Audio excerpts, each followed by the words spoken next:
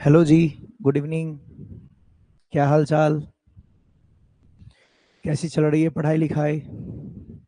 Last class आप लोग का बंद था तो बैठ के आप रिवीजन किए कि नहीं? लास्ट क्लास में एक्चुअली एक फंक्शन था, समारोह था, बच्चों को सम्मानित किया जा रहा था। तो वहीं से इनविटेशन थी हमारी भी, तो हम लोग वहीं पे थे। तो आप लोग बैठ के रिवीजन किए कि नहीं? इसीलिए आपकी सभी क्लास शायद सैटरडे को बंद रही होगी, है ना? गुड इवनिंग हर्ष।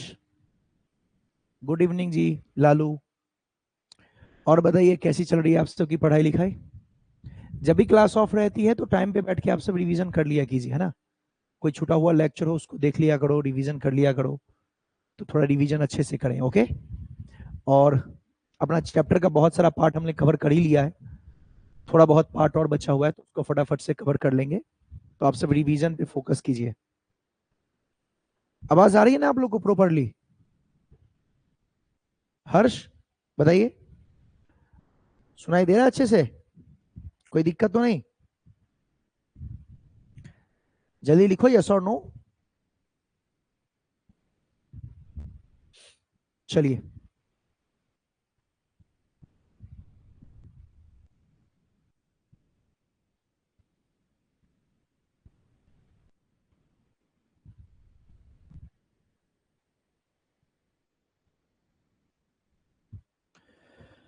आप लोग को मैंने लास्ट क्लास में पढ़ाया था।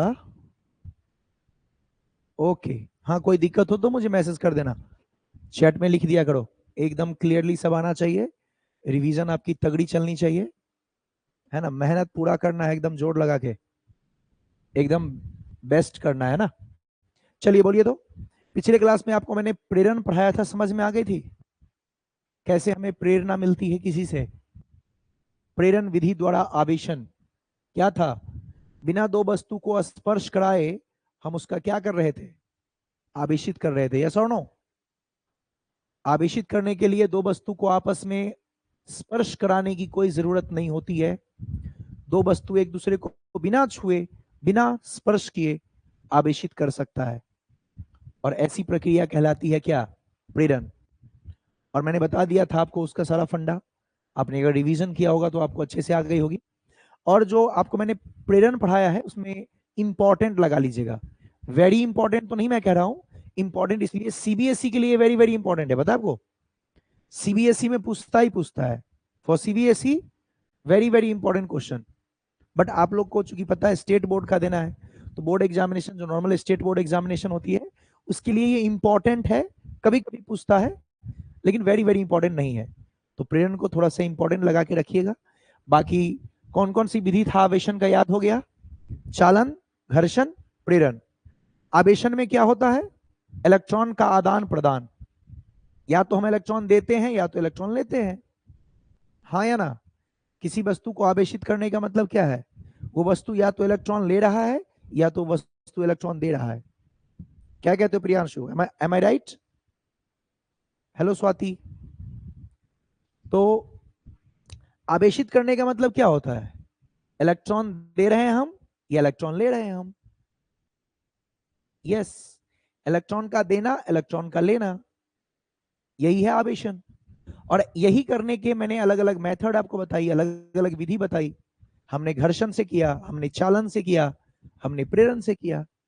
तो उम्मीद करता हूं कि कंसेप्ट आपको बिल्कुल क्रिस्टल क्लियर हो गया होगा, आप समझ गए होंगे।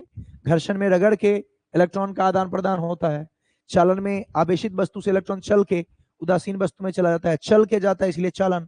और प्रेरण में ना, जैसे हमें प्रेरणा मिलती है किसी को देख के, वैसे ही यहाँ पे एक आवेशित वस्तु को देख के उदासीन वस्तु आवेशित हो जाती है बिना स्पर्श किए, बिना छुए, तो उसे हम लोग कहते हैं प्रेरण विधि। तो आई थिंक आपका पूरा क्लियर हो गया होगा।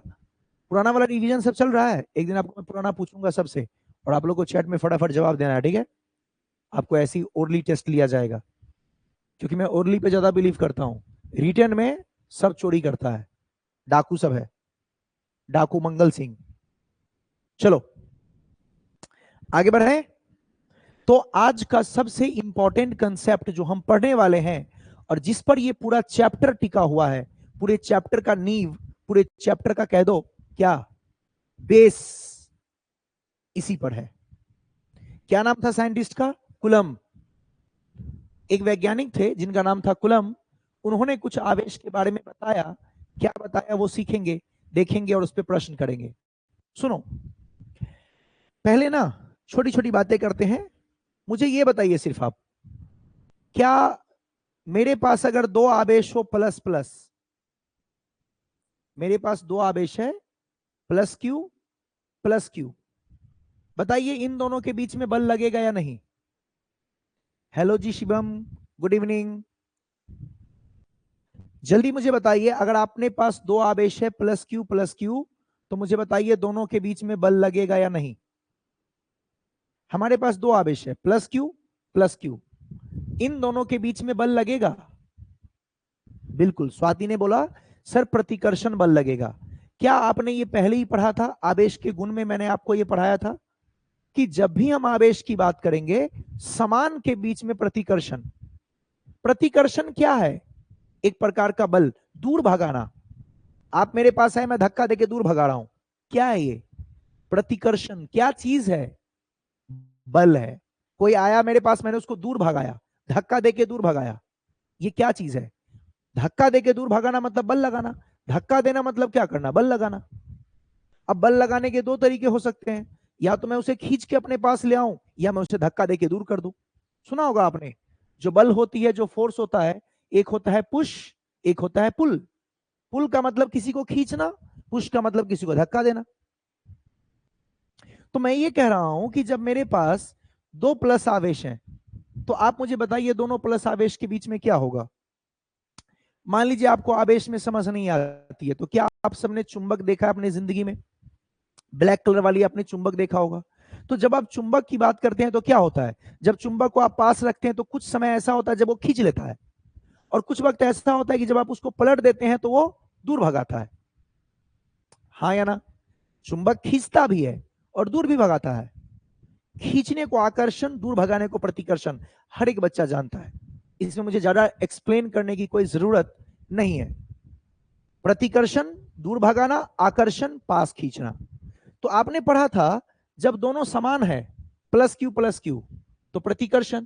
प्रतिकर्षण का मतलब ये वाला आवेश इसको दूर भगाएगा, अपने पास नहीं आने देगा, और ये वाला भी इसको दूर भगाएगा। मैं कहता हूं कि माइनस क्यू और माइनस क्यू है, अब क्या होगा? ये भी दोनों समान है, ये भी इसको दूर भगाएगा और ये भी इसको दूर भगाएगा। लेकिन मैं कहूं कि एक है प्लस क्यू, एक है माइनस क्यू, एक है प्लस क्यू और एक है माइनस क्यू। अब बताइए क्या होगा? दोनों विपरीत प्रकृति के हैं, तो क्या करेंगे? दोनों एक दूसरे को खींचेंगे, पास आ जाओ। विपरीत प्रकृति वाले आपस आ जाओ पास। तो दोनों एक दूसरे को खींचेंगे तो ये इधर इसके तरफ जाएगा और ये भी इसके तरफ जाएगा। क्या ये सब बातें आपको पहले से छोटी छोटी जानकारी है? क्या ये छोटी छोटी बातों का जानकारी आपको पहले से है? जी सर, ये बातों को हम जानते हैं। समान वाले दूर भगाते हैं, पास वाले मतलब विपरीत वाले पास बुलाते हैं। लेकिन मुझे सिर्फ इतना बताओ, ये दूर भगाना पास बुलाना क्या है? बल। अरे किसी को दूर भगा दिए या किसी को पास बुला लिए, ये क्या है? बल। धक्का दे के दूर कर दिए या खींच के पास बुला लिए, पुश धक्का देना, पुल खींचना, ये क्या चीज है? ये बल है। तो दो आवेश के बीच में क्या बल लगती है? यस सर, आकर्षण प्रतिकर्षण बल लगती है। तो इन दोनों के बीच में जो बल लगती है, वो बल का फॉर्मूला, वो बल कैसे निकालेंगे, उस बल के लिए जो फॉर्मूला बना था वो साहब ने दिया। किस साहब ने? कुलंब साहब ने। इसलिए ये जो हम पढ़ने वाले हैं, दो आवेश के बीच में जो बल लगता है उसे हम कहते हैं विद्युत बल। क्या कहते हैं बेटा? दो आवेश के बीच में बल लगता है, आपको बताया था ना, हम लोग पढ़ रहे हैं स्थिर वैद्युत। तो यहां पर वैद्युत का मतलब क्या हो गया? आवेश। तो जो दो आवेश के बीच में बल लगता है उसे क्या कहते हैं? विद्युत बल। इस बल के बारे में बताया किसने था? कुलंब ने। इसलिए इसको कुलंब बल के नाम से भी जानते हैं। तो जब भी दो आवेश के बीच में बल निकालना होगा, विद्युत बल, तो आप किसका नियम लगाएंगे? कुलंब का नियम। ये बल लगा निकालने के लिए नियम किसने दिया? कुलंब साहब ने। हाँ या ना? तो कुलंब का नियम जो हम पढ़ रहे हैं वो क्यों पढ़ रहे हैं? वाई? क्या पढ़ के मिलेगा इसको? इससे पढ़ के मिलेगा हमें दो आवेशों के बीच लगने वाले बल के बारे में जानकारी मिलेगा कि दो आवेश के बीच में बल कितना लगता है, दो आवेश के बीच में बल किन किन बातों पर निर्भर करती है, दो आवेश के बीच में बल माध्यम के होने से क्या होता है और निर्वात के होने से क्या होता है।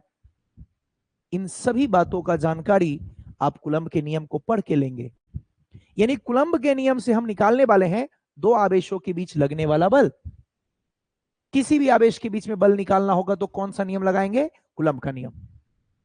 तो कुलंब के नियम की मदद से हम क्या पढ़ने वाले हैं कि दो आवेशों के बीच जो बल आरोपित होती है, जो बल लगती है, उसका मान क्या होगा, वो किन किन बातों पर निर्भर करेगी, कैसे उसको हम सॉल्व करके निकालेंगे, इन सारी चीजों का डिस्कशन हम लोग पढ़ेंगे कुलंब के नियम में।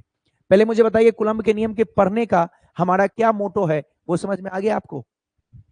क्यों हम कुलंब का नियम पढ़ रहे हैं, ये फंडा आपको समझ में आया? क्या होता है वो तो बात की बात है। कुलंब का नियम हम पढ़ रहे हैं दो आवेश के बीच लगने वाले बल को निकालने के लिए, हाँ या ना? कुलंब का नियम हम पढ़ रहे हैं दो आवेशों के बीच लगने वाले बल को निकालने के लिए, यस और नो? तो कुलंब के नियम से क्या निकालेंगे? दो आवेशों के बीच लगने वाले बल। कुलंब के नियम से क्या निकालेंगे?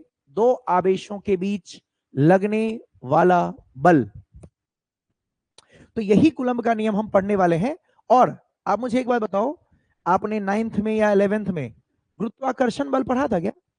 गुरुत्वाकर्षण बल, शिवम बताओ, गुरुत्वाकर्षण बल आपने पढ़ा था? गुरुत्वाकर्षण बल कब लगती है? दो द्रव्यमानों के बीच, दो द्रव्यमानों के बीच गुरुत्वाकर्षण बल पढ़े होंगे ना? तो गुरुत्वाकर्षण बल जैसा है बिल्कुल वैसा ही कुलंब का विद्युत बल है। कुलंब के नियम से जो हम विद्युत बल निकालेंगे वो बिल्कुल वैसा ही फॉर्मूला है जैसा गुरुत्वाकर्षण होता है। चलो याद दिलाता हूं, क्या आप लोग गुरुत्वाकर्षण बल का फॉर्मूला पढ़े थे? ये मैं Fg लिख देता हूं, G फॉर ग्रेविटेशनल। तो इसका फॉर्मूला आपने पढ़ा होगा, G m1 m2 by are square. हाँ सर, ये तो हमने पढ़ा था।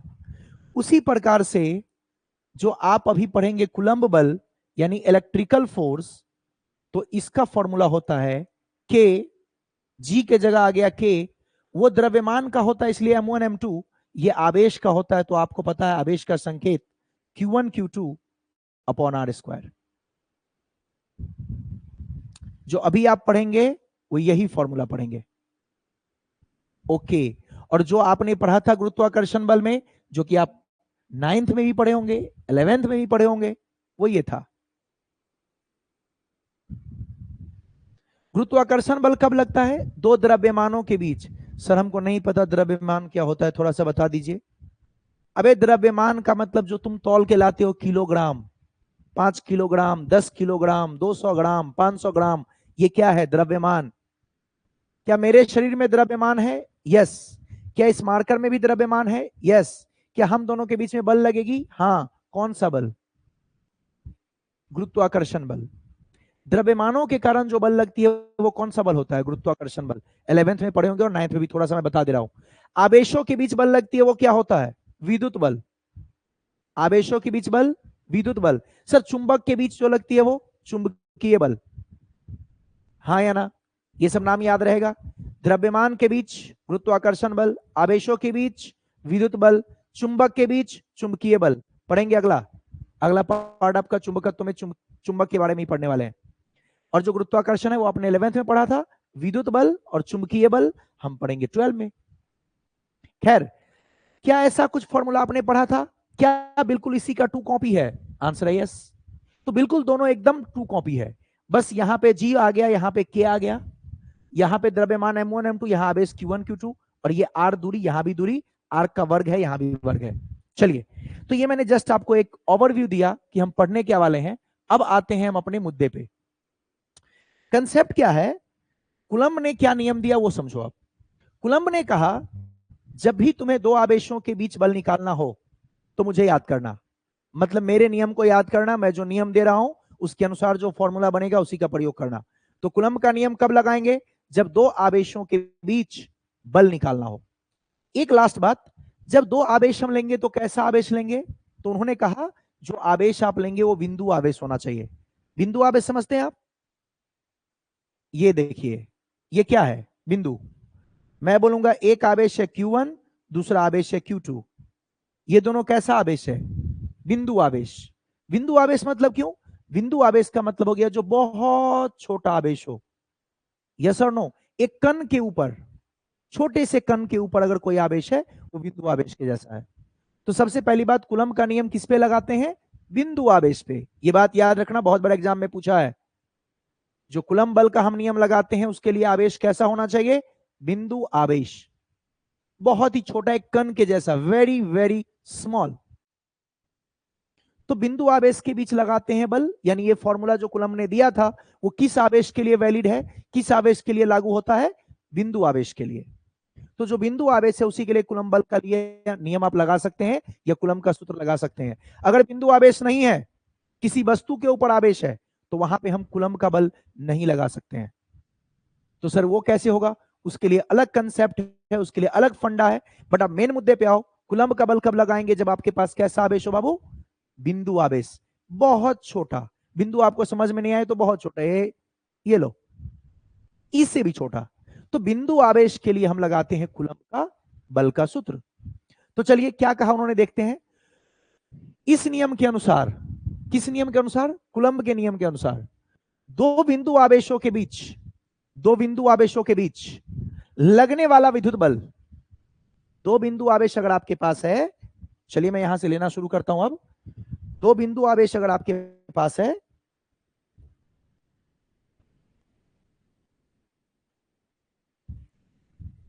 दो बिंदु अगर आवेश अगर आपके पास है, यहां पे लेता हूं। मान लीजिए कि एक बिंदु आवेश है Q1 और एक बिंदु आवेश है Q2। तो उन्होंने कहा दो बिंदु आवेशों के बीच लगने वाला बल जो होता है, देखिए कितने आवेश यहां पे है? दो, Q1 और Q2। और मान लीजिए इनके बीच का कुछ दूरी है, जब दो कुछ दूरी पे रखे हुए हैं तो दूरी तो होगा, मान लीजिए R। तो उन्होंने कहा कि दो बिंदु आवेशों के बीच जो बल लगती है, वो दो बिंदु आवेशों के बीच जो विद्युत बल लगेगा, पहला नंबर क्या है? दो आवेशों के परिणामों के गुणनफल के समानुपाती होगा। यानी जो बल लगेगा वो समानुपाती होगा दोनों आवेशों के परिणामों के गुणनफल का। यस और नो? दोनों आवेशों के परिमाणों के गुणनफल के समानुपाती होगा। अच्छा, आप परिमाण समझते हैं? जल्दी बता दीजिए, परिमाण आपको समझ में आता है? बता देता हूं मैं आपको। जैसे मान लीजिए एक आवेश है -2 कूलम, एक आवेश है -6 कूलम। परिमाण का मतलब जानते हैं आप लोग? जल्दी बताइए। जो दो आवेशों के बीच का बल होता है वो समानुपाती होता है गुणनफल के। किसके गुणनफल के? दो आवेशों के परिमाणों के गुणनफल के। तो आप समझते हैं परिमाण का मतलब? परिमाण का मतलब उसका मान। जैसे यहां पे दो आवेश है -2 और -6, तो जब आप बल निकालेंगे ना बाबू, तो बल में उन्होंने कहा कि माइनस नहीं लेना है, परिमाण का मतलब सिर्फ मान लेना है, यानी 2 गुने 6। परिमाण का मतलब हो गया इसका मान। मॉड लगाने का मतलब क्या होता है कि माइनस भी है तो प्लस लेंगे, प्लस है तब भी प्लस लेंगे। परिमाण समझते हैं कि नहीं? -2 और -6 है, तो बाबू यहां पे देखना ध्यान से, बहुत बच्चे गलती करते हैं।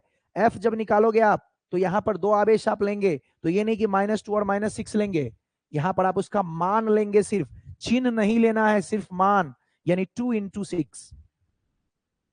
डन? माइनस नहीं लेना है, यानी परिमाण का मतलब सिर्फ उसका मान लेना है। माइनस में रहे तब भी आप सिर्फ प्लस लेंगे, यानी उसका मान लेंगे। और मॉड का मतलब तो आप जानते होंगे ना, कहीं पर -2 है, उसका मॉड का मतलब क्या होता है? 2। -4 है, इसका मतलब ही होता है 4। मॉड का मतलब आपको माइनस चिन्ह लेना ही नहीं है, सीधे समझ लो। यानी दो आवेशों का जो, दो आवेशों के बीच लगने वाला बल जो होता है, दो बिंदु आवेशों के बीच लगने वाला बल जो होता है, वो दोनों आवेशों के परिमाणों के गुणनफल के समानुपाती होता है। पहला पॉइंट, हाँ या ना? फंडा समझ में आया? तो एफ होगा प्रोपोर्शनल। अच्छा एक बात और, मैं छोटा सा लॉजिक समझाता हूं। मैं कहता हूं कि क्या नियम दिया था वो छोड़ो, जो नियम दिया था वो गया तेल लेना, छोड़ो उसको। तुम बस ये याद रखो, क्या ये तुम याद रख सकते हो? F = K Q1 Q2 by are square. मैंने क्या कहा था, गुरुत्वाकर्षण बल के जैसा याद कर लो। सर ये याद करने का फायदा ये है, इसमें से देख देख के बोलो। बल समानुपाती है किसके? दो आवेशों के गुणनफल के, Q1 इंटू Q2। और यहां मैं एक एक्स्ट्रा बात आपको बता दिया कि हमें क्या लेना है, उसका मान। क्या लेना है? उसका मान। चिन्ह लेना नहीं है। कहीं पर आवेश है -10 और -20, तो आप लिखेंगे 10 और 20, यहां पे 10 20। कहीं आवेश है -2 -3, यहां लेंगे 2 3। कहीं आवेश है 4 -5, तो 4 और 5। मान का मतलब चिन्ह नहीं लेना है। कूलम्ब बल का जब भी सूत्र आप लगाएंगे तो चिन्ह नहीं लेंगे। क्लियर? तो F किसके समानुपाती? तो पहले ये याद कर लो, इसके हिसाब से नियम बना लो। F किसके समानुपाती? दो आवेश के गुणनफल के। अच्छा, दो ही आवेश क्यों लिया? मुझे बताओ, अकेला आवेश में बल लगेगा? आप मुझे बताइए, जब चुंबक पे बल का प्रयोग करना होता है तो आप दो चुंबक से देखते हो कि अकेला चुंबक रखे हुए तब भी बल लगेगा? हाँ या ना? तो यहां पर दो चाहिए ना, तो कॉमन सेंस है, दो आवेश होना चाहिए। जब भी आपको बल टेस्ट करना है तो क्या चाहिए? दो आवेश चाहिए। सिंपल। आप इस मान लेते हैं कि आपने इस पेन को छोड़ा और पेन नीचे गिरा, तो यहां पर भी तो दो द्रव्यमान है, एक पेन का, एक धरती माता का। यानी बल लगाने के लिए कितने चाहिए आपके पास पार्टिकल? दो। तो यहां पर दो आवेश होगा। सर अकेला आवेश है, बताइए इस पे विद्युत बल लगेगा? नहीं, विद्युत बल लगने के लिए मेरे पास दो आवेश चाहिए। इसी प्रकार से चुंबक का देखना है आपको बल, तो दो चुंबक चाहिए। यस और नो? या आप एक चुंबक और एक आयरन रखते हैं तब भी दो वस्तु तो चाहिए आपके पास, दो पार्टिकल तो होने चाहिए। तो यहां पर भी आवेश के लिए कितने आवेश, विद्युत बल के लिए कितने आवेश की जरूरत पड़ती है? दो की। यानी जो बल है वो समानुपाती है किसके? दोनों आवेशों के परिमाणों के गुणनफल के। दो आवेशों के परिमाणों के गुणनफल के समानुपाती। तो पहला हो गया F समानुपाती Q1 इंटू Q2। अब यहां मैंने मॉड लगा के दिखाया ताकि बच्चा गलती ना करे। मॉड का मतलब हो गया उसका मान लेना है, चिन्ह नहीं लेना। बट जब फॉर्मूला लिखेंगे तो आप समझ जाना कि ये जो मॉड है वो डायरेक्ट Q1 Q2 है। पहला बात समझ में आ गई। दूसरी बात, मुझे बताइए, एक छोटा सा बात पूछता हूं। दो आवेश यहां पे रखा हुआ था, इसको हम दूर कर दिए, बोलो बल ज्यादा लगेगा या कम? दो आवेश, कॉमन सेंस, दूर कर दिए, बल ज्यादा या कम? दो आवेश दूर कर दिए, छोड़ो आवेश को, चुंबक रखो। चुंबक को पास रखे, तुरंत खींच लिया, चुंबक को दूर कर दिए, बल ज्यादा कम? आपने दो चुंबक को दूर कर दिया, बल ज्यादा कम? जब दो आवेश को या दो चुंबक को दूर करेंगे तो ज्यादा बल लगेगा? अरे कम लगेगा मेरे बच्चे। मेरे बच्चे, जब आप दूर कर देंगे, खुद सोचो, आप किसी के नजदीक रहते हो तो उनसे आपका इंटरेक्शन, उनसे आपकी बातचीत ज्यादा होती है। जब किसी से मनमुटाव हो गया और आप दूर हो गए तो उनसे बात ज्यादा होगा? बोलो। मैं घर पे रहता हूं, मतलब मान लो आप अभी घर पे रह रहे हो, आप और आपके पेरेंट्स दोनों साथ हैं, तो जब तब बात हो जाती है। सोचो आप पढ़ने के लिए दिल्ली चले गए, आप दिल्ली पढ़ने के लिए जाते हो, अब मुझे बताओ, अब उतनी बात होगी जितनी पहले हो रही थी? जैसी दूरी बढ़ेगी इंटरेक्शन कम हो जाएगा मेरे दोस्त। यस। तो जब आप दूर कर देंगे तो बल घट जाएगा। आप मुझे बताओ, चुंबक जब पास रखते हो तुरंत खींच लेता है, हाँ या ना? लेकिन जब आप चुंबक को दूर कर देते हैं, यहां रख दिया, तो क्या वो खींच पाता है? कई बार तो ऐसा होता है वो बिल्कुल भी नहीं खींच पाता है, हाँ या ना? तो जब भी आप दूर करते हैं तो बल कम हो जाता है। पहला पॉइंट क्या था? जब दो आवेश के बीच में बल लगेगी तो पहली बात, जब आपको आवेश का बल देखना है तो कितने आवेश लेने होंगे? दो। यस और नो? क्या मैं अकेला आवेश लूंगा तो बल लगेगा? नहीं, दो आवेश चाहिए मुझे। क्या अकेला चुंबक लूंगा तो बल लगेगा? नहीं, वहां पे दो वस्तु चाहिए। या तो दो चुंबक ले लो या आप एक चुंबक के साथ आयरन लेते हो, लोहे का कोई टुकड़ा। लेकिन जब भी आपको बल लगाना हो तो दो लेते हैं, इसलिए यहां पे फॉर्मूला में Q1 Q2 आया। सोचो जरा वैज्ञानिक ने कैसे सोचा होगा, कैसे कूलम्ब ने बनाया होगा इस नियम को, थोड़ा फील करो आप प्रैक्टिकली। तो दो आवेश उन्होंने Q1 Q2 लिया, तो पहला बात तो मेरे समझ में आ गई। तो जब भी आपको दो आवेश के बीच में बल लगाना हो या दो बिंदु आवेशों के बीच में बल देखना हो तो दोनों आवेशों के परिमाणों के गुणनफल के समानुपाती होता है, हाँ या ना? और दूसरा नियम क्या आया, आप खुद बताओ, जब दूरी बढ़ाएंगे तो बल घटेगा। तो आप मुझे बताइए, जब एक के बढ़ाने से दूसरा बढ़ता है तो उसको समानुपाती कहते हैं। इसको बढ़ाएं तो वो भी बढ़ा, समानुपाती। एक को बढ़ाएं दूसरा घटा, उल्टा हो गया, एक बढ़ा एक घटा। एक बढ़ा दूसरा बढ़ा, समानुपाती। एक बढ़ा तो कुछ घटा, इसको क्या कहते हैं? व्युत्क्रमानुपाती? यस और नो? दूरी बढ़ाने से बल घटा, तो मुझे बताइए दूरी और बल आपस में क्या है? समानुपाती की व्युत्क्रमानुपाती? जल्दी जवाब देंगे। दूरी बढ़ाए बल घटा, दूरी बढ़ा एक घटा, दूरी बढ़ा बल घटा, बोलिए ये समानुपाती है या व्युत्क्रमानुपाती? जल्दी बताओ। व्युत्क्रमानुपाती। एक के बढ़ने से एक घटे तो व्युत्क्रमानुपाती, और एक के बढ़ने से दूसरा भी बढ़े तो समानुपाती। तो मुझे बताइए क्या मैं कह सकता हूं जो हमारा बल है यानी जो F है वो व्युत्क्रमानुपाती है किसके? दोनों आवेशों के बीच के दूरी के। यस और नो? तो दोनों आवेशों के बीच के दूरी के व्युत्क्रमानुपाती है। अब इसी को थोड़ा मॉडिफाई कर दो, तो साइंटिस्ट ने कहा कि दो आवेशों के बीच के दूरी जो है ना उसके वर्ग का व्युत्क्रमानुपाती होता है। कौन? विद्युत बल। यानी बल जो है वो व्युत्क्रमानुपाती होगा दोनों के बीच की दूरी के वर्ग का। और आप जानते हैं व्युत्क्रमानुपाती जो होता है वो नीचे लिखाता है, यानी आर के दोनों के बीच का जो दूरी है, देख लीजिए दोनों के बीच का दूरी हमने क्या माना है? आर, तो उसके वर्ग का व्युत्क्रमानुपाती होता है, मतलब ऐसे। वर्ग समझते हैं ना आप लोग? स्क्वायर। तो उन्होंने कहा कि देखिए दूरी बढ़ाने से बल घटेगा, तो उन्होंने थोड़ा सा एक्सपेरिमेंटली फाइंड किया कि जो बल है वो दूरी के नहीं, दूरी के वर्ग के व्युत्क्रमानुपाती है। देख लीजिए, तो दो आवेशों के बीच की दूरी के वर्ग का व्युत्क्रमानुपाती होता है। फिर से एक बार ऊपर से रिपीट करते हैं। इस नियम के अनुसार दो बिंदु आवेशों के बीच लगने वाला विद्युत बल दोनों आवेशों के परिमाणों के गुणनफल के समानुपाती होता है। दो आवेशों के परिमाण के गुणनफल के क्या होता है? समानुपाती होता है। और क्या होता है? दूरी के वर्ग का व्युत्क्रमानुपाती होता है। देख लीजिए, व्युत्क्रमानुपाती शब्द का यूज क्यों हुआ? क्योंकि दूरी बढ़ाने से बल घट रही थी, यानी उल्टा हो रहा था, तो व्युत्क्रमानुपाती का यूज हुआ। तो दूरी के वर्ग के व्युत्क्रमानुपाती के जो बल है वो दूरी के वर्ग का क्या होता है? व्युत्क्रमानुपाती होता है। बोलो ये दोनों बात समझ में आ गई? हाँ या ना? तो इन दोनों इक्वेशन को एक साथ क्लब करके फॉर्मूला बनाएंगे, लेकिन उससे पहले बस हो गया मैथमेटिकल यही दोनों लिखना है। तो यहां से भी देख लीजिए, F समानुपाती दो आवेशों का गुणनफल और F व्युत्क्रमानुपाती दूरी के वर्ग का।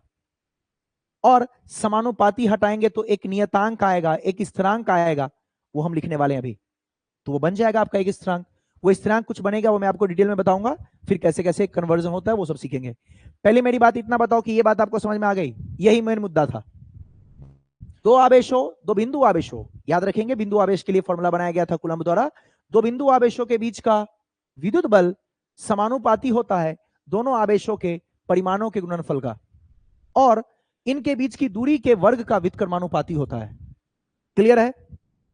जल्दी बताइए, एकदम क्रिस्टल क्लियर है, एकदम सुपर वाला। दो आवेश के, अच्छा सर मैं याद कैसे रखूं? अबे ये याद रख, F equal to K Q N Q two बटे आर स्क्वायर, और इससे बना ले F समानुपाती Q N Q two. Technique, formula याद करो। सर मैं फॉर्मूला नहीं याद करना चाहता हूं। भाई बिना फॉर्मूला याद करे तुम फिजिक्स पढ़ ही नहीं सकता है। फॉर्मूला तो तुम्हें याद करनी ही है। तो फॉर्मूला जब याद कर ही लिया तो यहां से खुद नियम लिख दो।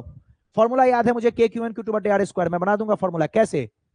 F समानुपाती दो आवेशों के गुणनफल के, या दो आवेशों के मानों के गुणनफल के, या दो आवेशों के परिमाणों के गुणनफल के, जो मर्जी लिखूंगा, कोई नहीं रोकेगा। और दूरी का क्या है? आर क्या होता है? दो आवेशों के बीच की दूरी, दूरी के वर्ग का व्युत्क्रमानुपाती। आपको पता है बल जहां है बिल्कुल उसके ऊपर सामने सामने लिखा हुआ है तो उसको समानुपाती पढ़ते हैं, और इसके नीचे लिखा होता है उसको व्युत्क्रमानुपाती पढ़ते हैं। तो दो आवेशों के मानों के गुणनफल के समानुपाती, या दो आवेशों के परिमाणों के गुणनफल के समानुपाती, और इनके बीच की दूरी के वर्ग का व्युत्क्रमानुपाती। और ध्यान रखना, जब ये फॉर्मूला आप लगाओगे तो आवेश का मान अगर माइनस में दिया जाए तब भी बेटा प्लस में लेना है। मैं कहूंगा -2 कूलम -8 कूलम, तो आप लिखोगे 2 × 8, क्योंकि मानों के गुणनफल के समानुपाती है। यहां माइनस का प्रयोग नहीं करेंगे, सिर्फ मान लेंगे, मान का मतलब चिन्ह नहीं लेना है। Logic clear? तो ये मिस्टेक बहुत बच्चे करते हैं। मैं देता हूं -2 कूलम -4 कूलम, लिखता है -2 × -4। अरे गधो, 2 × 4 लिखो, कूलम के अनुसार उनके मानों को लेना था। डन? तो ये दो चीजें हो गई। अब एक तीसरा बात और बताता हूं, फिर इस फॉर्मूला को हम लोग बनाएंगे। तीसरी बात क्या है, सुनना ध्यान से। तीसरी बात है कि मुझे बताओ ये जो Q1 है वो Q2 पे बल लगाएगा। सुनना, मैं किसी एक का ही बल देख रहा हूं, मान लो Q2 पे बल लग रहा है। किस पे? तो मुझे बताओ तो Q2 पे बल किधर लगेगा? आप ही से पूछ लेता हूं, इधर की तरफ। जवाब देना आपको, ठीक है? Q2 का बल इधर की तरफ, या Q2 का बल इधर की तरफ या Q2 का बल इधर की तरफ। चलो 1 2 3, मान लो दोनों आवेश प्लस है, तो आप मुझे बताओ किधर बल लगेगा। Common sense, just common sense, nothing else, common sense, जल्दी बताओ, जल्दी कॉमन सेंस से मुझे बताओ किधर की तरफ तुम्हें लगता है बल लगेगा। 1 2 3, सब जवाब देंगे। बिल्कुल सही जवाब दिया स्वाति ने। स्वाति ने कहा, प्रियांशु ने कहा, बिल्कुल सही जवाब दिया है। आपने कैसे निकाला? कॉमन सेंस, यस और नो। सुनना, ना 1 पे लगेगा ना 3 पे लगेगा, बल लगेगा 2 के तरफ। ना 1 के तरफ लगेगा ना 2 के तरफ, सॉरी, ना 1 के तरफ लगेगा ना 3 के तरफ लगेगा, बल लगेगा 2 के तरफ। अब जरा सुनिएगा क्या कहता है नियम। क्या कहा कूलम ने? उन्होंने कहा कि अगर मान लीजिए एक आवेश है Q1 और एक आवेश है Q2, तो दोनों आवेशों को जो सीधी रेखा मिलाएगी, अरे दोनों आवेशों को जो सीधी रेखा मिलाएगी, बल उसी सीधी रेखा के अनुदिश लगेगा। प्रतिकर्षण है तो दूर भागेगा, आकर्षण है तो पास आएगा, लेकिन लगेगा उसी रेखा के अनुदिश। यहां देख लो, मान लो एक है -Q1 और एक है Q2। जैसे मान लो ये भी प्लस ये भी प्लस, तो प्रतिकर्षण लगा इसी रेखा के अनुदिश। इन दोनों आवेशों को मिलाने वाली रेखा, ये माइनस और ये प्लस है, तो इसी रेखा पे ये खींचेगा अपनी तरफ। कहने का मेरा मतलब है, आकर्षण हो या प्रतिकर्षण, हमेशा दोनों आवेशों को मिलाने वाली रेखा के अनुदिश लगेगी। Is it clear? क्या आपको थोड़ी बहुत समझ में आई? दो आवेशों को मिलाने वाली रेखा के अनुदिश ही लगेगी क्या? विद्युत बल। यस और नो? मैं कहता हूं कि मान लो ऐसा मैं दे दूं, ये Q1 ये Q2, मैंने तिरछा कर दिया, नो प्रॉब्लम, कोई दिक्कत नहीं है।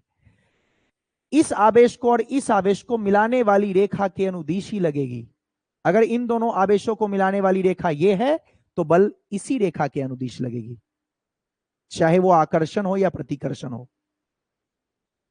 नहीं समझ आया? इन दोनों को मिलाने वाली रेखा अगर तिरछा है तो उसी के अनुदिश लगेगी, बिल्कुल उसी के समांतर चलेगा। इन दोनों को मिलाने वाली रेखा सीधी है तो बिल्कुल इसी के अनुदिश चलेगी। इन दोनों को मिलाने वाली रेखा अगर यह है तो इसी के अनुदिश चलेगी। हाँ, आकर्षण है तो खींचेगी, प्रतिकर्षण है तो भगाएगी, लेकिन लगेगा उसी रेखा के अनुदिश। देखो यहां मैं कहूं ये Q1 और ये Q2, बोलो अब क्या होगा? जब मैं कोई साइन नहीं दूं तो प्लस मानना है। अब बोलो क्या होगा? इन दोनों को मिलाने वाली रेखा क्या ये है, बल इसी के अनुदिश लगेगी।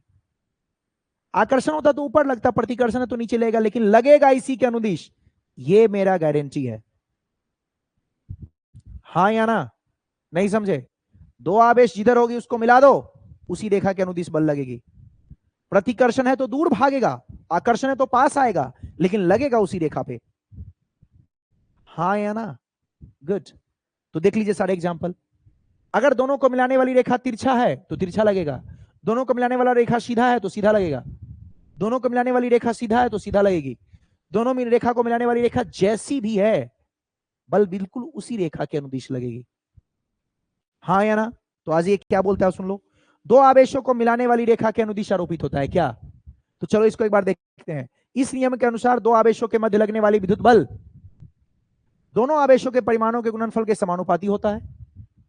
पहला, दोनों आवेशों के बीच की दूरी के वर्ग का व्युत्क्रमानुपाती होता है। और तीसरा, दोनों आवेशों को मिलाने वाली रेखा के अनुदिश आरोपित होती है, यानी उसके अनुदिश लगती है। बोलो मुझे एकदम क्रिस्टल क्लियर है? यहां पर दो आवेश जो भी है उसको मिलाइए, उसी रेखा के अनुदिश बल लगेगी। दो आवेश जहां मिलाइए उसी रेखा के अनुदिश लगेगी। यहां पर एक माइनस एक प्लस है तो इसी रेखा को मिलाइए, चूंकि आकर्षण होगा तो अपनी तरफ खींचेगा, लेकिन इसी रेखा के अनुदिश लगेगी। यहां पर देखिए ऊपर नीचे है, दोनों को मिलाइए उसी के अनुदिश लगेगी। नहीं आया समझ? चलो एक और एग्जांपल, ये Q1 ये Q2 ये -Q1 है। चलो मैं कहता हूं Q2 पे बल लगा के बताओ, तो इन दोनों को पहले मिला लो, और मिलाने वाली रेखा के अनुदिश मतलब इसी रेखा पे लगेगी। चूंकि माइनस और प्लस से आकर्षण खींचेगा, तो मैं Q2 पे निकालने बोल रहा हूं तो इसको ऐसे खींच लेगा। अच्छा, दोनों पे दिखाने का मन है तो ये इसको इधर भगा रहा है तो ये इसको इधर भगाएगा। मान लो इस पर आपको देखना है दोनों पे बल, तो Q2 दोनों, अरे ये भी प्लस और ये भी प्लस, कोई चिन्ह नहीं दूं तो आपको मानना है प्लस, तो ये प्रतिकर्षण करके इसी रेखा के अनुदिश इसको दूर भगाया, तो ये भी इसी रेखा के अनुदिश इसको इधर दूर भगाएगा। क्या फर्क पड़ता है? बिल्कुल सीधा। इस प्लस Q1 ने इस Q2 को इसी रेखा के अनुदिश इधर भगाया, तो ये Q2 इस Q1 को इसी रेखा के अनुदिश इधर भगाएगा। क्या फर्क पड़ेगा उसे? लेकिन लगेगा इसी रेखा पे, चाहे जिसका भी बल निकालना हो Q1 का या Q2 का, इसी रेखा पे लगेगा। ये माइनस Q या Q2 इसने इसको अपने तरफ खींचा तो ये भी इसको अपने तरफ इसी रेखा पे खींचेगा। क्या आपको थोड़ा बहुत भी बात समझ में नहीं आया? उसी तरीके से यहां भी देखिए, ये इसने इसको दूर भगाया, ये भी इसको दूर भगाएगा। इसने इसको पास बुलाया, ये भी इसको अपने पास बुलाएगा। लेकिन जो भी बल लगेगी समान रेखा के अनुदिश होगी, यानी दोनों को रेखा को मिलाने वाली, दोनों आवेशों को मिलाने वाली रेखा के अनुदिश होगी। बोलो आपको बिल्कुल अच्छे से समझ में आया? गुड, ठीक है। अब प्रतिकर्षण है दोनों में तो दोनों दूर दूर भागेगा, प्रतिकर्षण है दोनों में तो दोनों दूर दूर भागेगा, आकर्षण है तो दोनों पास पास आएगा, नो प्रॉब्लम। लेकिन दोनों को मिलाने वाली रेखा के समांतर ही चलेगी बल। ऐसा नहीं होगा मिलाने वाली रेखा ऐसे है और बल इधर लग गया उधर लग गया। जिस रेखा से आपने दो आवेश को मिलाया है उसी पर बल लगेगी। Well done, very good. तो ये सब बातें कम समझ में आती है बच्चों को, तो समझ लीजिएगा। तो यहां पर मैं यहां बना के दिखाता हूं। मान लो ये Q1, ये Q2, दो आवेश, इन दोनों को मिलाने वाली रेखा ये है। मैं कहता हूं Q2 पे बल बना के दिखाओ तो इसको ऐसे भगाएगा इसी रेखा के अनुदिश। मैं कहता हूं Q1 पे बना के दिखाओ तो ये ऐसे भगाएगा इधर की तरफ। मान लीजिए ये माइनस Q1 होता और ये Q2 होता, तो दोनों को मिलाने वाली रेखा ये है। अब क्या होता, माइनस प्लस है आकर्षण, तो Q2 इधर की तरफ खींचा जाएगा तो Q1 इधर की तरफ, लेकिन इसी रेखा पे होगा, होगा दोनों को मिलाने वाली रेखा पर ही। उसी के समांतर कह दो, उसी के अनुदिश कह दो, जो कहना है कह दो। डन। तो ये छोटा सा कंसेप्ट था। अब सबको मिला के एक फॉर्मूला तैयार करेंगे हम। आ जाइए करके देखते हैं। तो इन सभी को एक साथ क्लब करते हैं और देखते हैं क्या फॉर्मूला बनता है। आ जाइए ध्यान से देखते हैं। तो मैं क्या करने वाला हूं, मैं ये करने वाला हूं कि देखिएगा ध्यान से सभी बच्चे, एकदम गौर से। हमने क्या पढ़ा, F समानुपाती Q1 Q2, F समानुपाती Q1 Q2, दोनों को एक साथ क्लब कर दीजिए, दोनों को एक साथ रखना है, इसको भी, और नीचे क्या आ गया, R स्क्वायर। यहां से जब आप इसको हटाएंगे, किसको, समानुपाती को, तो क्या बनेगा, यहां पर जब आप इसको हटाएंगे तो सुनना, ये बनेगा 1/4 पाई E0 ER। बहुत कम जगह पे लिखा रहता है लेकिन आप ध्यान देंगे, 1/4 pi E0 ER Q1 Q2 by R square. ये देख लीजिए, समानुपाती को हटाएंगे आप तो एक समानुपातिक नियतांक आएगा जिसको आप लिखेंगे 1/4 pi E0 ER, 1/4 pi E0 ER। या फिर कुछ जगह पे ऐसा भी लिखा रहता है F इक्वल टू 1/4 पाई, सिर्फ ये एप्सिलॉन, ये जो मैं E0 ER बार बार बोल रहा हूं ये है एप्सिलॉन नॉट एप्सिलॉन R, इसको सीधा 1/4 pi epsilon Q1 Q2 by R square भी लिख सकते हैं आप। देख लीजिए सर ये कैसे लिख दिया आपने, ये ऐसे लिख दिया, इन दोनों को मिला के एप्सिलॉन हो जाता है, यानी जो एप्सिलॉन है ना वो एप्सिलॉन नॉट एप्सिलॉन R होता है। याद रखेंगे कौन सा क्या होता है, कैसे होता है, बड़ा डिटेल में पढ़ाऊंगा, टेंशन लेने की जरूरत नहीं है, आपको डिटेल में समझाने के लिए मैं इतना बता रहा हूं। अच्छा, जब आप देखेंगे बुक्स को ना तो मैं आपको एक बात बता दूं, बहुत जगह पे या हम जब क्वेश्चन सॉल्व करेंगे, सुनना कुछ बच्चे डर रहे होंगे, बाप रे ये इतना खतरनाक फॉर्मूला, तो डरने की जरूरत नहीं है। सुनो, अरे आखिरी में मैं ऐसे यूज करूंगा, F इक्वल टू के, इन सबको लिख दूंगा के Q1 Q2 by R square, tension नहीं लेने का, इस्तेमाल यही होगा। बट आप समझो कि वास्तव में फॉर्मूला क्या होता है, वास्तव में होता है F equal to 1/4 pi E0 ER, 1/4 pi epsilon not epsilon R Q1 Q2 by R square. ये समानुपाती को हटाने पर आता है समानुपातिक नियतांक, जिसका वैल्यू है 1/4 pi epsilon not epsilon R. ठीक है, और इन दोनों को एक साथ हम लोग एप्सिलॉन भी कहते हैं। तो यहां से देखो एक चीज आप सीख लिए, एप्सिलॉन किसके इक्वल होता है? एप्सिलॉन नॉट एप्सिलॉन आर के। अब किसका क्या नाम है, कौन सा चीज है, ये थोड़ा आपको समझना पड़ेगा, थोड़ा बारीकी से ध्यान देंगे, बट इतने मुद्दे की बात आपको समझ में आई। और हम लोग न्यूमेरिकल को सॉल्व करने के लिए इसको यूज करेंगे, याद रखना। जब आप न्यूमेरिकल सॉल्व करेंगे ना, तो हम इसी का इस्तेमाल करेंगे, तो आपको ज्यादा परेशान होने की जरूरत नहीं है, इस्तेमाल यही होगा। मतलब डायरेक्ट आप बोलोगे F equal to K Q N Q two by are square, सारे क्वेश्चन आपसे सॉल्व होंगे। बट वास्तव में ये पूरी कहानी क्या है? पूरी कहानी है F equal to 1/4 pi epsilon not epsilon R. बोलना भी सीखो, epsilon not epsilon R Q1 Q2 by are square. ये जीरो को जीरो मत पढ़ना, ई जीरो नहीं, एप्सिलॉन नॉट एप्सिलॉन आर। हाँ या ना? F equal to 1/4 pi epsilon not epsilon R Q1 Q2 by are square, और इन दोनों को इकट्ठा कहते हैं एप्सिलॉन। अब इसमें कौन सा टर्म क्या होता है, और आप याद रखना क्वेश्चन करने में क्या यूज करेंगे? F इक्वल टू के Q1 Q2 by are square. यहां तक मैं आपको पहुंचा के दिखाऊंगा ये कैसे बना, बट अभी आप इतना समझिए, ठीक है?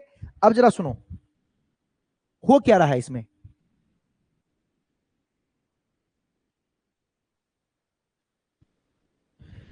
अब जरा देखो कि इसमें हो क्या रहा है।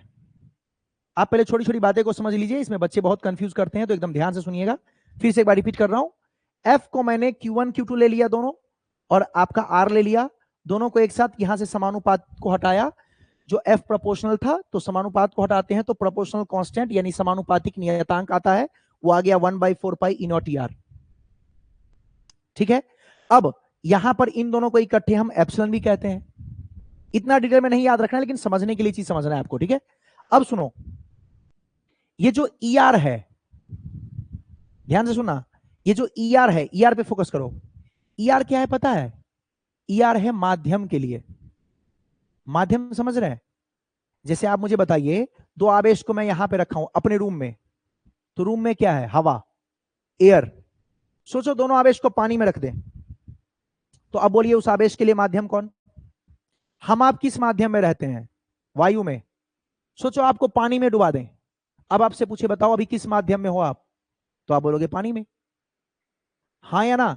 ऐसे ही आवेश को जब आप रखे हैं हवा में तो वायु हो गया, उसी आवेश को आपने पानी में रख दिया तो उसका मीडियम यानी उसका माध्यम क्या हो गया? वाटर हो गया। तो किस माध्यम में है, इस बात को दर्शाता है ई आर। नहीं समझे? थोड़ी बहुत समझ में आई? ई आर किसके लिए आया है? माध्यम के लिए। लेकिन मुझे बताइए, हम आप कहां रहते हैं? वायु में। हमारी आपकी एक्सपेरिमेंट भी कहां होगी? वायु में। इसलिए ज्यादातर क्वेश्चन में ई आर वायु का लिया जाता है, और वायु के लिए ई आर का मान हम कितना लेते हैं? वायु या निर्वात। निर्वात समझते हैं आप लोग? निर्वात का मतलब होता है जहां वायु भी नहीं है, कुछ भी नहीं। तो निर्वात के लिए भी होता है ई आर का मान 1, और वायु के लिए भी होता है ई आर का मान 1। तो वास्तव में जब मैं वायु या निर्वात का बात करूंगा, यस और नो, तो ये हट जाएगा। ई आर का मान होता है वायु के लिए 1, निर्वात के लिए 1, यानी इसका तो काम ही तमाम हो जाएगा, बचेगा 1/4 पाई ई नॉट। हाँ या ना? 1/4 पाई ई नॉट बचेगा। तो ई आर किसके लिए है? ई आर किस पर निर्भर करता है? ई आर निर्भर करता है माध्यम पर। ई आर किस पर निर्भर करता है बाबू? ई आर निर्भर करता है माध्यम पर। हाँ या ना? और E nought into E R, epsilon not epsilon R, इन दोनों को इकट्ठा क्या कहते हैं? ई। पहले इतना बात तो दिमाग में सेट करो। जब भी आप फॉर्मूला को लगाएंगे 1/4 pi E not E R होगा। ई आर निर्भर करता है माध्यम पे, यस और नो? और ई आर जो होता है वायु के लिए भी 1 लेते हैं, निर्वात के लिए भी 1 लेते हैं। जल के लिए, पानी के लिए 81, 81, कभी कभी कुछ बुक्स उसको 80 भी लेता है क्वेश्चन को आसान करने के लिए, बट 81 लेते हैं। फिर धातुओं के लिए या चालक के लिए अनंत, इंफिनिटी। और बाकी पूरी दुनिया के लिए अगर कोई पूछेगा ई आर का मान कहां से कहां तक होता है, तो 1 से बड़ा होता है, 1 से बड़ा या 1 के बराबर, और इंफिनिटी से छोटा या उसके बराबर।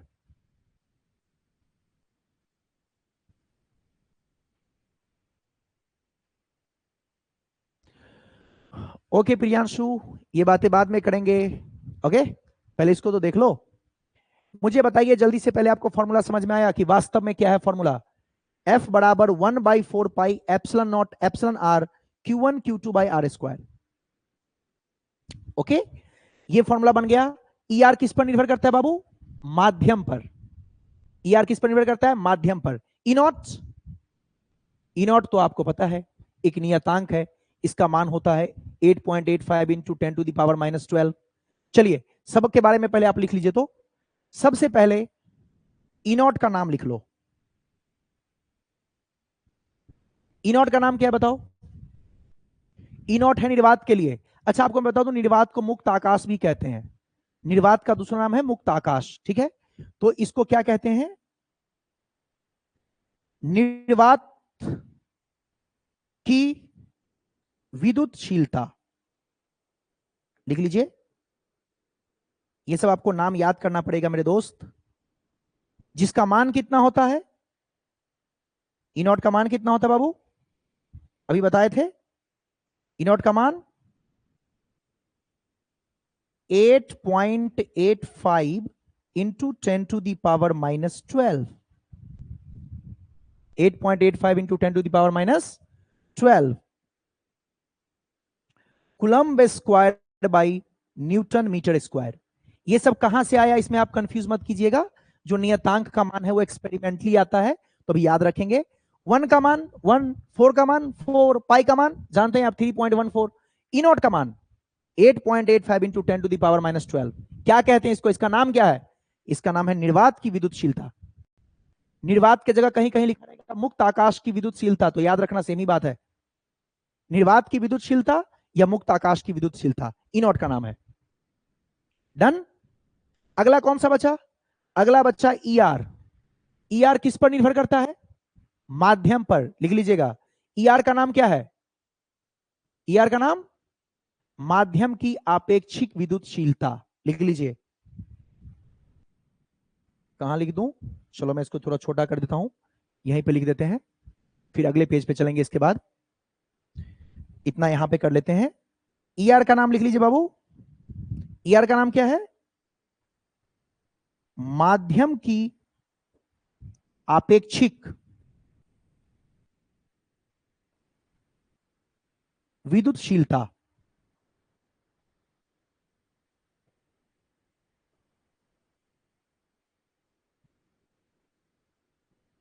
ER किस पर निर्भर करता है? माध्यम पर निर्भर करता है। चाहिएगा तो लिख लीजिएगा, ER माध्यम पर निर्भर करता है।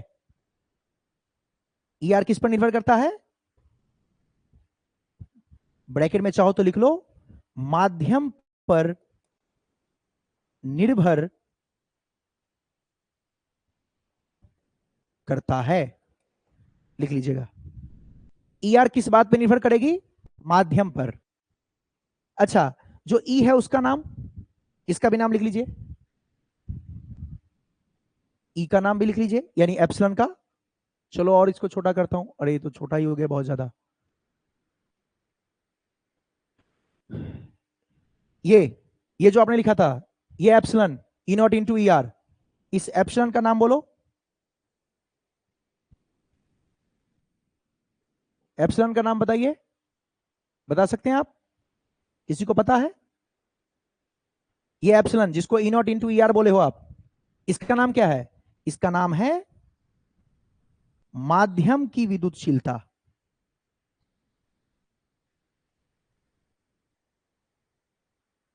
लिख लीजिए। ये छोटी छोटी बातें हैं, ये सब नाम याद रखिए। ये नाम याद रखना ही पड़ेगा, कोई ऑप्शन नहीं है, याद रखिए फटाफट। E नॉट का नाम निर्वात की विद्युतशीलता या मुक्त आकाश की विद्युतशीलता, जिसका मान होता है 8.85 into 10 to the power -12 coulomb by newton metre square. निकालना सिखाऊंगा बाद में। फिर ER का नाम, ये माध्यम पर निर्भर करता है, इसको बोलते हैं माध्यम की आपेक्षिक विद्युतशीलता। बहुत बच्चे कंफ्यूज कर जाते हैं। ER का नाम है माध्यम की आपेक्षिक विद्युतशीलता, और जो एप्सिलॉन आप लिखे हो इसको बोलते हैं माध्यम की विद्युतशीलता। दोनों में फर्क है। ये माध्यम की आपेक्षिक विद्युतशीलता और ये माध्यम की विद्युतशीलता। मैं एक चीज बताता हूं, सुनो, खुद से सोच के देखो। मैं एक ट्रिक बताते रहता हूं बच्चों को, आपको भी बताता हूं। लिखा हुआ है एप्सिलॉन नॉट। नॉट मतलब क्या? यहां जीरो जैसा है। जीरो का मतलब कुछ नहीं, नॉट मतलब कुछ नहीं। कुछ नहीं मतलब निर्वात, हाँ या ना? तो इसका नाम पड़ गया निर्वात की विद्युतशीलता।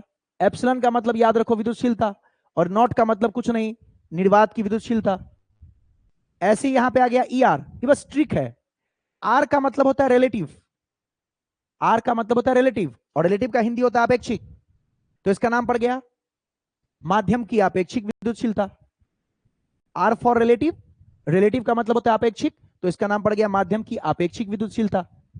और जो आपका एप्सिलॉन है वो ई नॉट टी आर है। तो जो आपका एप्सिलॉन है वो माध्यम पर भी निर्भर करता है, क्योंकि इसमें ई आर भी है, तो इसको हम लोग बोलते हैं माध्यम की विद्युतशीलता। बस खत्म। और जो मान होता है ई नॉट का वो 8.85 इंटू 10⁻⁻12 दिमाग में आपको रखना है। तो ये आपका फॉर्मूला बन के आएगा F इक्वल टू 1/4 पाई, जो ओरिजिनल फॉर्मूला है वो यही है। और जो हम प्रश्न करने में यूज करेंगे वो यूज करेंगे F equal to K Q1 Q2/R²। लेकिन ओरिजिनल में जब आप लिखेंगे तो यही लिखेंगे F equal to 1/4 pi E not ER Q1 Q2/R²।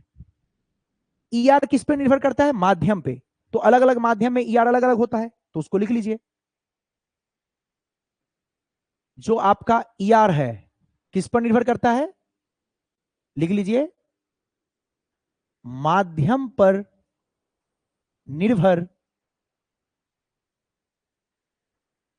करता है। ये ध्यान रखिएगा, अलग अलग माध्यम के लिए अलग अलग है। तो एक दो बातें समझ लीजिए किसके लिए क्या है। ER का मान निर्वात के लिए कितना? 1।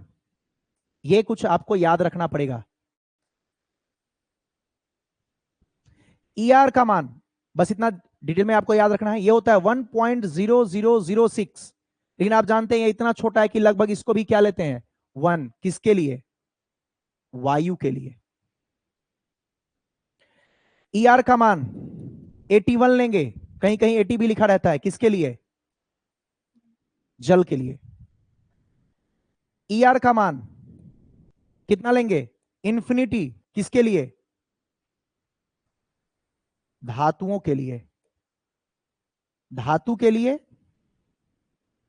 या चालक के लिए, धातु या चालक रहेगा।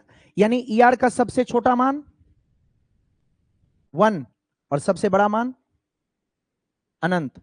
यानी ER का मान 1 से बड़ा होगा और अनंत से छोटा होगा, और 1 के बराबर भी हो सकता है और अनंत के बराबर भी हो सकता है। देख लीजिए, तो माध्यम के लिए ER आता है, यस और नो? जहां पर माध्यम वायु या निर्वात रहे वहां 1 लेंगे। और हम जितने भी प्रश्न हल करेंगे वो सब कहां करेंगे? वायु या निर्वात में। हम जितने भी प्रश्न हल करेंगे कहां करेंगे? वायु या निर्वात में। तो जब वायु और निर्वात लेंगे तो मुझे बताइए यहां पे ER का मान क्या हो जाएगा? 1। तो बचेगा क्या? 1/4 पाई ई नॉट। मेरे काम का बस इतना ही है, 1/4 पाई ई नॉट। इसको समझ लो अच्छे से। सबका नाम यहां भी लिखा हुआ है, देख लीजिए। ई नॉट मुक्त आकाश या निर्वात की विद्युतशीलता, ER माध्यम की आपेक्षिक विद्युतशीलता, सब लिख दिया गया है। E बराबर E नॉट ER होता है, जिसका मान है माध्यम की विद्युतशीलता। सरा देख लीजिए, कौन माध्यम पर निर्भर करता है? ये ER। और चूंकि ये ER E नॉट E के साथ भी है, एप्सिलॉन बराबर भी E नॉट ER है, इसलिए ये भी माध्यम पर निर्भर कर गया। तो याद रखिएगा, एप्सिलॉन और ER दोनों माध्यम पर निर्भर करता है। और जो आपका ER है उसमें निर्वात के लिए 1, वायु के लिए 1.0006 है, जो लगभग किसके बराबर होगा? 1 के बराबर होगा। जल के लिए 81, धातु के लिए अनंत। तो मुझे बताइए इसमें सबसे छोटा कौन? कई बार क्वेश्चन पूछा है, सबसे छोटा किसके लिए? सबसे छोटा किसके लिए? सबसे छोटा निर्वात के लिए। और सबसे बड़ा किसके लिए? चालक के लिए। तो ये 1 से बड़ा या 1 के बराबर होगा, और इंफिनिटी से छोटा या उसके बराबर होगा। तो इतनी बात ध्यान रखिएगा, है ना? बाकी फिर अगले क्लास में देखेंगे कि जब आप इस माध्यम में वायु रख देंगे, क्योंकि हम जितना भी एक्सपेरिमेंट करेंगे या जितना भी कैलकुलेशन करेंगे या जो भी पढ़ेंगे सब वायु के लिए होगा। तो वायु आने पे क्या होगा? तो वायु आने पे ये फॉर्मूला बन जाएगा 1/4 pi E not ER। ER तो हो जाएगा 1 फिर। तो वायु के लिए 1/4 पाई ई नॉट ER के जगह 1 Q1 Q2/R²। तो वायु में फॉर्मूला क्या होगा? 1/4 पाई ई नॉट Q1 Q2/R²। और उसी को हम कहेंगे क्या? K Q1 Q2/R²। तो वायु में जब फॉर्मूला लगाना हो तो आप लगाएंगे K Q1 Q2/R²। वहां पे ER का मान 1 रख लेंगे, बस सॉल्व होता जाएगा। तो इसको एक बार देख लीजिएगा बढ़िया से, दिक्कत लगे उसको रिपीट करके देखिएगा। ये सब नाम बच्चों को याद नहीं रहता है, इसलिए ये सब नाम जो है एक बार दो बार पढ़ लीजिएगा। यहां भी लिखा है मैंने, यहां भी लिख दिया है, तो इसको 2-3 बार रिपीट करके पढ़ लीजिएगा, सारा नाम आपको याद हो जाएगा बस। तो इसको एक बार आप रिवीजन करके रखना, फिर अगले क्लास में देखते हैं कि इसकी फॉर्मूला वायु में क्या बनेगी और फिर इस पे क्वेश्चन कैसे करना है। ओके, तो वायु के लिए बस ER का मान क्या रख देंगे, 1। जैसे ही ER का मान 1 रखेंगे फॉर्मूला आपका सिंप्लीफाई हो जाएगा। चलो मैं थोड़ा दिखा देता हूं।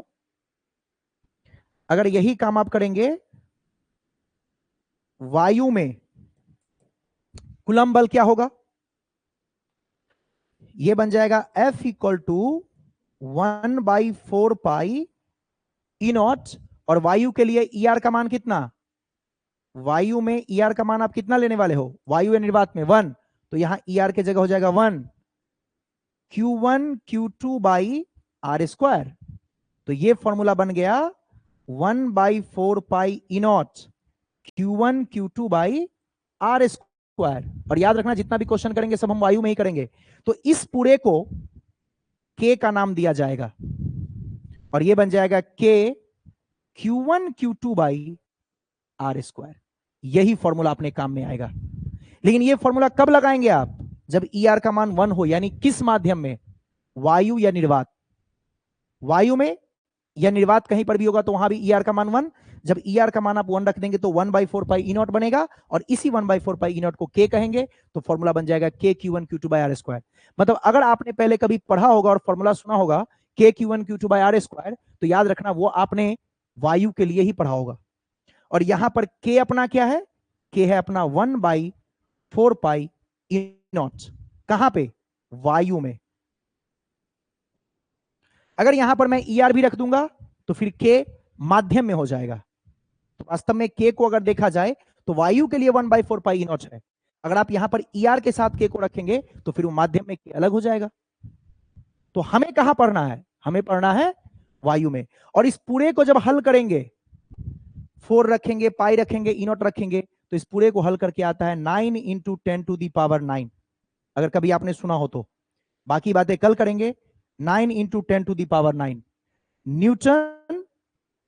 यहां पे तो स्पेस ही नहीं बचा, चलो मैं थोड़ा सा मूव कर देता हूं। 9 ×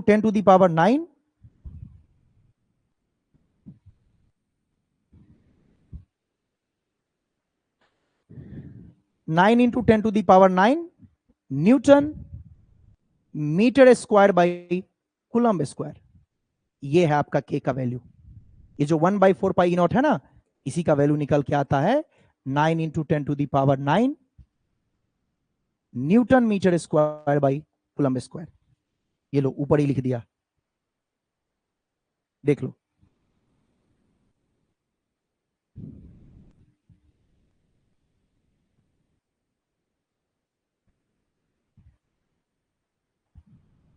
सर ये कैसे आया, बहुत इजी। 4 का वैल्यू पता है, पाई का वैल्यू पता है, ई नॉट का वैल्यू मैंने आपको अभी बताया था। इन सब को रखेंगे, ये निकल के आ जाएगा, ये निकल के आ जाएगा। तो वायु के लिए क्या फॉर्मूला याद रखोगे, K Q1 Q2 by are square, जहां K का वैल्यू 9 × 10⁻⁹ और माध्यम आ जाएगा तो फिर आप जानते हैं ई नॉट के साथ कौन आ जाएगा, ER। तो माध्यम के लिए जब आप निकालेंगे तो ई नॉट के साथ ER भी रखना पड़ेगा, और वायु के लिए निकालेंगे या निर्वात के लिए निकालेंगे तो ER का वैल्यू आपको 1 लेना है, बस आपका निकल के आ जाएगा। तो वायु के लिए फॉर्मूला याद कर लीजिए, ये सबसे काम का है। वायु में कूलम्ब बल आपसे कोई पूछेगा तो 1/4 पाई ई नॉट ER के जगह 1 Q1 Q2 by are square, ये बन गया, जिसको हम कहेंगे K Q1 Q2 by are square, जहां K 1/4 पाई ई नॉट है। वहीं पर अगर बोलेगा K का मान बताइए माध्यम में, तो जब K का मान माध्यम में आ जाएगा तो यहां पे ई नॉट के साथ कौन आ जाएगा, ER। तब ये पूरा मिलके हो जाएगा K। और एप्सिलॉन किसके बराबर होता है, ई नॉट इंटू ER के। तो यही सब छोटी छोटी बातें हैं, एक बार देखिएगा, याद कीजिएगा, कोई टर्म समझ में नहीं आए तो पूछिएगा। ER माध्यम पे निर्भर करता है, दिमाग में रखिएगा, सबका मान याद रखिएगा। ER का सबसे छोटा मान 1, सबसे बड़ा मान इन्फिनिटी लेना है। बाकी वायु के लिए ER 1 रखेंगे, फॉर्मूला बन के तैयार। और K का वैल्यू 9 × 10⁻⁹ और आपका फॉर्मूला हो गया K Q1 Q2 by are square.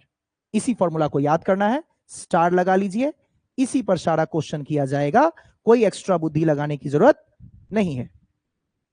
तो चलिए बाकी की बात अगले क्लास में करते हैं।